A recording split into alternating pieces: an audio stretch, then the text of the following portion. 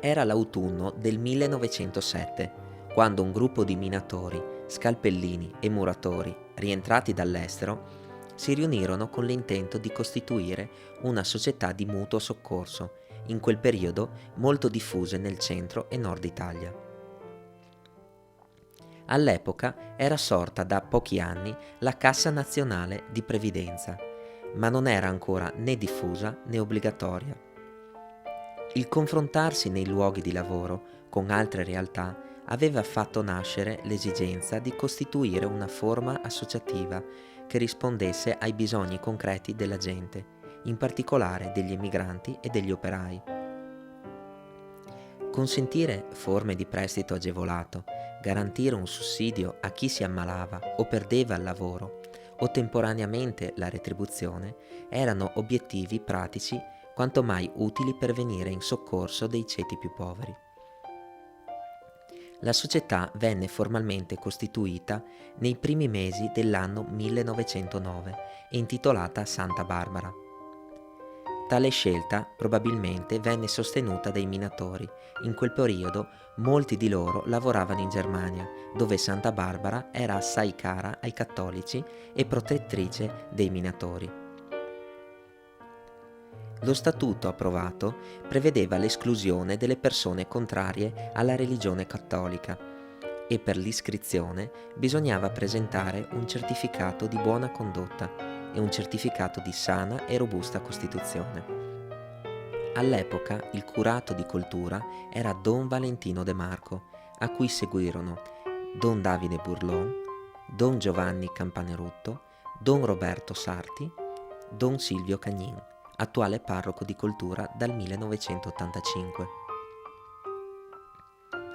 Primo presidente della società fu Orlando Marcandella. Dal dopoguerra ad oggi si susseguirono Aurelio Bravin, Vito Celant, Aurelio Bravin, Luciano del Puppo, Edoardo Bravin, Egidio Celant, dal 1978, tuttora in carica. Il fenomeno migratorio, già ben presente da secoli nella zona, costringeva talvolta i lavoratori a trasferire nelle vicinanze dei luoghi di lavoro anche le famiglie, riducendo ad un esile filo il legame con i luoghi d'origine, con amici e conoscenti. L'offerta di lavoro che proveniva dall'estero riguardava prevalentemente lavori pericolosi e nocivi per la salute. I giovani spesso imparavano il mestiere di minatore e scalpellino nelle cave della zona per poi trasferirsi all'estero. In Germania agli inizi del Novecento, in Francia, Svizzera e Belgio dopo la Prima Guerra Mondiale.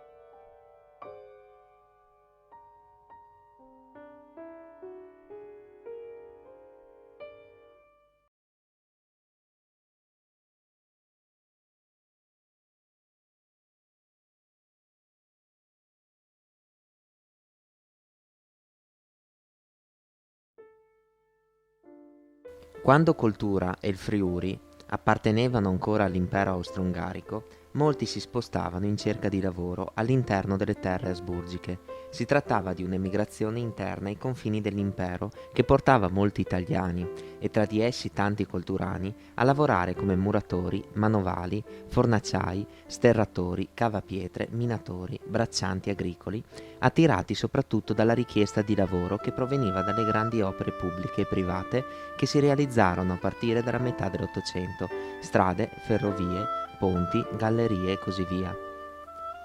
Tale emigrazione proseguì senza soste, anzi si rafforzò anche dopo che le nostre zone entrarono nel 1866 a far parte dell'Italia.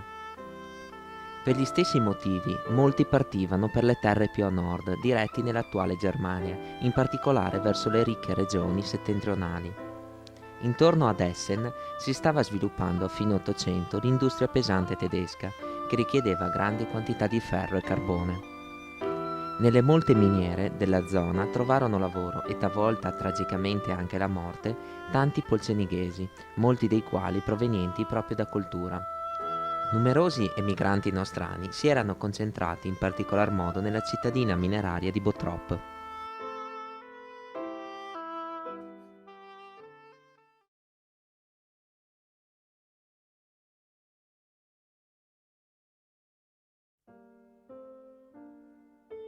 Fra le tante mete migratorie raggiunte dagli abitanti di coltura, una va senz'altro ricordata, quella che portò, nel secondo dopoguerra, diverse persone a lavorare in Svizzera, nella grande cava Guber, sul lato est del Monte Pilatus, nei pressi della cittadina di Alpnachdorf, nel cantone di Obwalden. Qui, in condizioni di lavoro particolarmente difficili e non di rado pericolose, si estraeva pietra per varie lavorazioni, fra le quali la pavimentazione stradale in pavè. I colturani, da sempre abili scalpellini, al Guber seppero mettere a frutto la loro abilità e la loro resistenza alla fatica. La Svizzera era da tempo una delle destinazioni preferite degli italiani, sino almeno dalla fine dell'Ottocento. Si trattava di un paese ricco di risorse ma poco popolato, non toccato dalle guerre grazie alla sua neutralità e quindi in continua espansione economica. Come era accaduto per le terre austriache e tedesche, tra fine Ottocento e inizi Novecento, anche in Svizzera si progettarono e realizzarono imponenti opere pubbliche che richiedevano molta manodopera, poco o per niente qualificata. I salari relativamente bassi e la rischiosità dei lavori offerti risultavano poco attraenti per gli svizzeri, così furono richiamati molti stranieri, tra i quali parecchi friulani. Vari colturani si spostarono così nella Repubblica Elvetica per lavori stagionali e anche per periodi più prolungati. Tra di essi qualcuno perse anche la vita, come accadde nel 1896 a Giuseppe Donadel, che morì presso Lucerna in seguito a gravi ferite riportate per l'inaspettata esplosione di una dinamite. Una tragedia che ci illumina sul tipo di lavoro svolto dal disgraziato emigrante.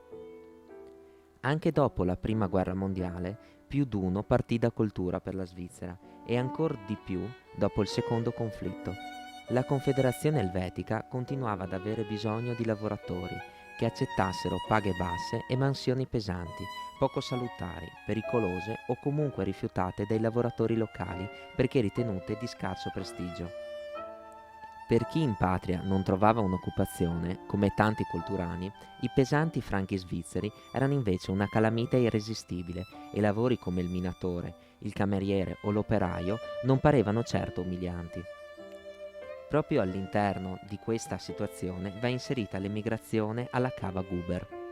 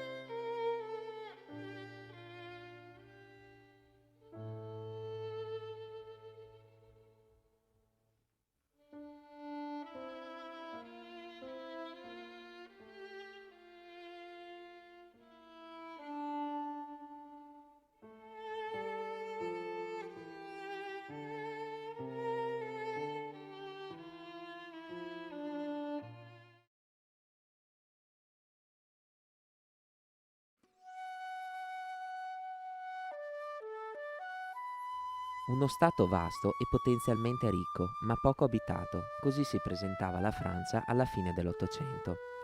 Molte terre richiedevano contadini che le lavorassero Le miniere di ferro e di carbone, le cave di pietra, le fabbriche, le opere pubbliche necessitavano di manodopera pronta a faticare in condizioni spesso assai dure, a volte disumane, compensate da stipendi non certo proporzionati.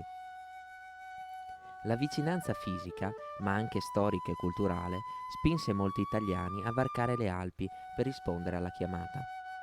Tra le centinaia di migliaia di emigranti che calcarono il suolo francese, dalla Corsica fino all'Alsazia, dalle Alpi alle coste dell'Oceano Atlantico, parecchi erano polcenighesi e molti di loro colturani. Già alla fine dell'Ottocento si ha notizia di emigranti nostrani diretti verso le terre d'Oltralpe, ma fu soprattutto a partire dal 1920 che il flusso migratorio diventò massiccio, anche perché si era bloccato quasi interamente quello diretto verso le ex nemiche Austria e Germania. Poco o niente poté fare il fascismo, che tentò di eliminare o quantomeno ridurre per legge l'emigrazione fuori dai confini nazionali. Non pochi aggirarono i divieti statali emigrando clandestinamente. Un altro flusso ingente si verificò dopo la fine della Seconda Guerra Mondiale, quando la Francia ebbe urgente bisogno di stranieri per cercare di riavviare la macchina economica semidistrutta del lungo conflitto e per colmare i vuoti lasciati nelle fasce più giovani e attive dai tanti caduti sui campi di battaglia. Quasi ogni famiglia di coltura, i Bravin come i Canal, i Cosmo come i Dorigo, i Fantin come i Celant, mandò uno o più dei suoi componenti in terra transalpina. Soprattutto gli Archicasa e i Marcandella si trasferirono in massa in Francia. Non ci fu lavoro che i nostri emigranti rifiutassero, oltre che come cavapietre e scalpellini, attività nelle quali i colturani da secoli eccellevano, trovarono impiego anche come operai, minatori, braccianti, manovali, camerieri. Tutto andava bene, pur di sfuggire alla miseria che attanagliava i nostri paesi, dove l'agricoltura e l'allevamento non riuscivano più ad assicurare una vita decente a una popolazione in continua crescita. Le rimesse in franchi francesi che giungevano dagli emigranti sostenevano quanti erano rimasti a coltura, spesso donne, bambine e vecchi. Con il gruzzolo che si riusciva a volte ad accumulare in anni di lavoro, all'estero si ampliava o si restaurava la casa, si pagavano debiti e spese impreviste, oppure si facevano studiare i figli. La pesantezza e i rischi del lavoro, la nostalgia di casa, le difficoltà ambientali, linguistiche e perfino gastronomiche, le umiliazioni che talvolta si era costretti a subire all'estero, erano alleviati dalla speranza di un futuro migliore per sé e per la propria famiglia. Alcuni si stabilirono definitivamente in Francia, a volte sposando persone del luogo e dando origine a discendenze anche numerose, giunte oggi alla seconda, terza o quarta generazione. Altri tornarono invece a coltura dopo qualche anno di lavoro oppure al momento del pensionamento, chiudendo i loro giorni nel paese natale.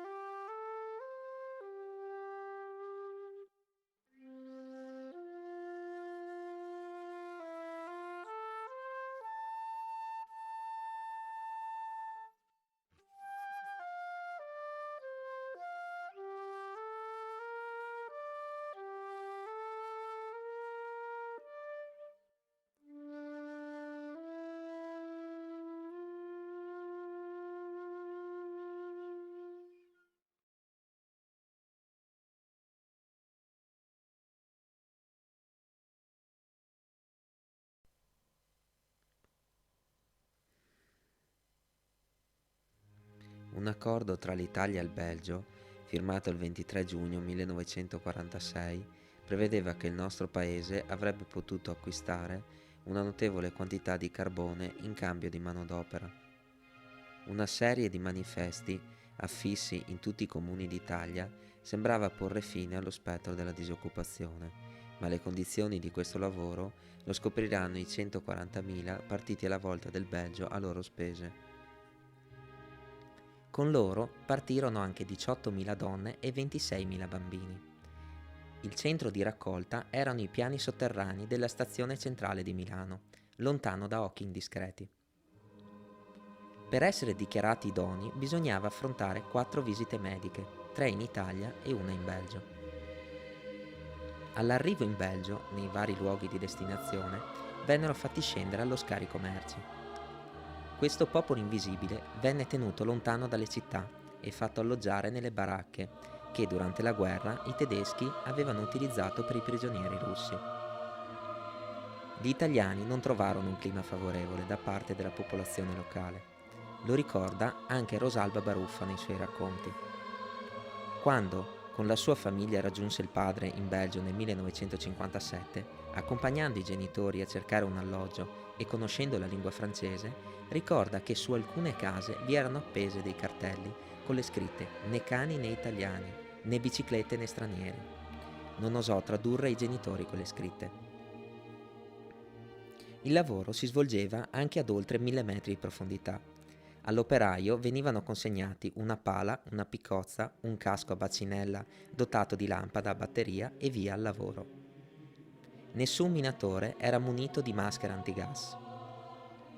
Nelle miniere di carbone si annida un gas, il grisù, nocivo per l'uomo ed esplosivo. Proviene dalla decomposizione delle materie vegetali che ha dato i natali al carbone.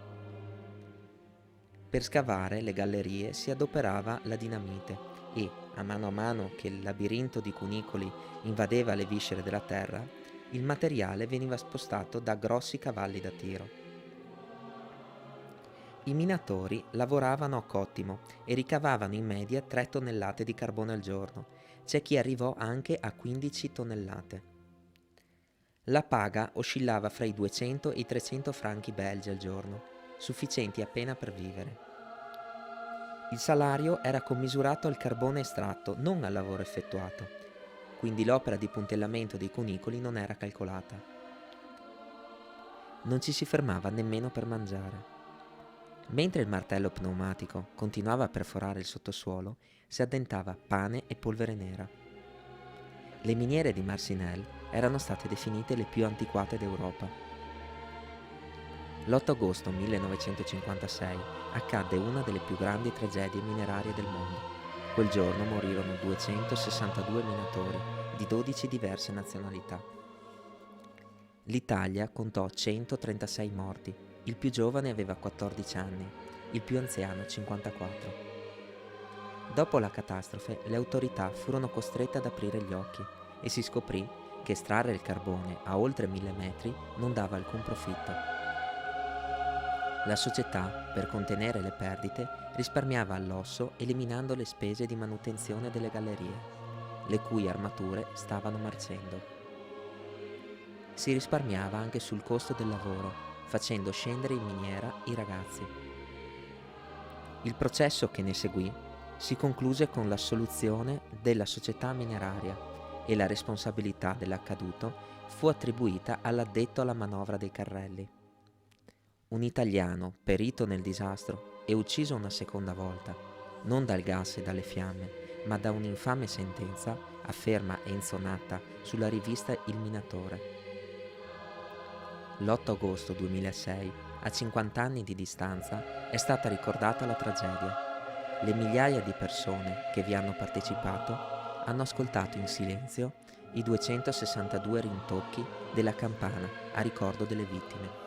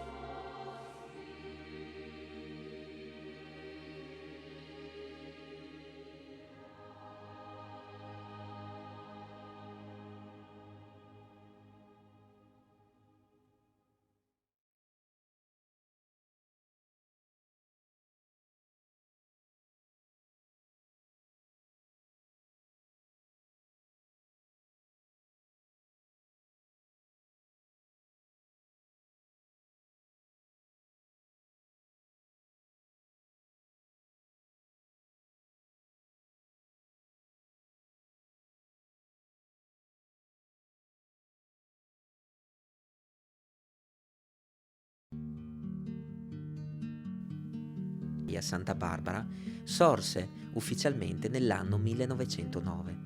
Acquistò nel 1913 lo stendardo della società con l'effigie della santa. Svolse con regolarità la sua attività fino al 1910.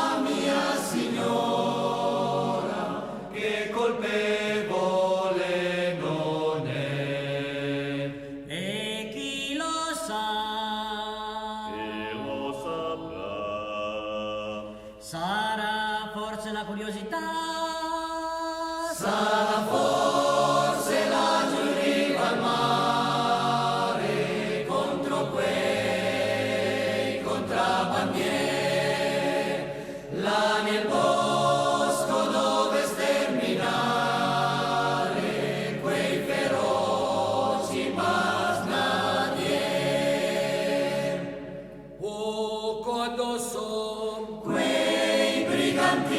sciavolateli tutti quanti e di loro non aver pietà, che un premio per